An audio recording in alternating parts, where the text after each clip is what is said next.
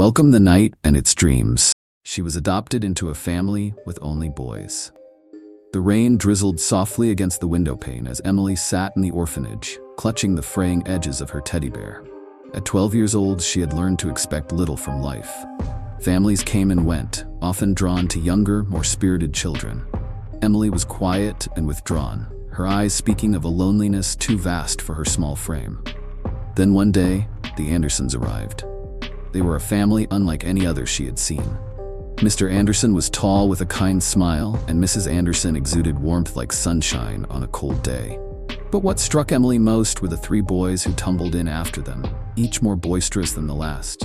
There was Jack, the oldest at 16 with a protective air, Nate, 14, whose mischievous grin hinted at endless pranks, and Liam, the youngest at 10, with a heart so open it seemed he could never hide a thought or feeling. Emily stared at them, unsure what to make of this noisy, chaotic family. When Mrs. Anderson knelt before her, smiling gently, Emily's heart did a curious leap. "Hi, Emily," she said. "We've been waiting for you." A new beginning life with the Andersons was overwhelming at first. The boys' energy filled every corner of the house.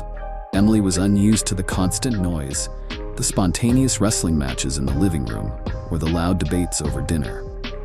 She often retreated to her room, clutching her teddy bear and wondering if she truly belonged. But the Andersons didn't give up on her. Jack helped her with her homework, patiently explaining math problems even when she was too shy to ask. Nate, sensing her unease, would leave little drawings or notes on her desk, silly cartoons meant to make her laugh. And Liam, sweet Liam, insisted on saving a seat for her at every family movie night, his bright eyes daring her to refuse. Mrs. Anderson introduced her to baking, filling the kitchen with the comforting aroma of cookies and cakes. Mr. Anderson taught her how to ride a bike, running alongside her until she found her balance. Slowly, cautiously, Emily began to open up, finding her place. The first real breakthrough came on a rainy Saturday.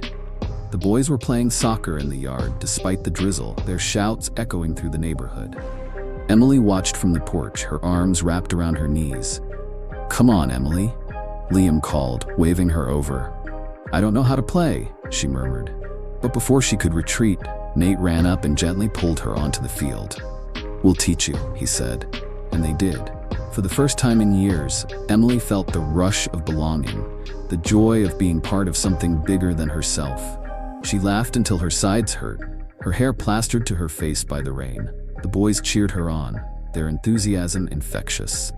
When she scored her first goal, they lifted her off the ground, their whoops of celebration drowning out her shy protests. That night, as they sat around the dinner table, soaking wet but radiant, Emily felt something unfamiliar but wonderful. Home. The sister they didn't know they needed. Over time, Emily became an integral part of the Anderson family. She discovered she had a knack for organizing, helping Jack prepare for college applications, creating study schedules for Nate, and finding ways to calm Liam's boundless energy.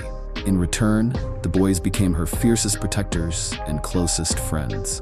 One evening, as the family gathered for game night, Jack put an arm around Emily's shoulders. "You know, we never thought we needed a sister," he said, grinning.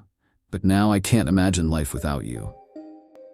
Emily's eyes filled with tears, but for the first time, they weren't tears of sadness. She had found her place, not just as the adopted girl in a family of boys, but as a daughter, a sister, and someone deeply loved.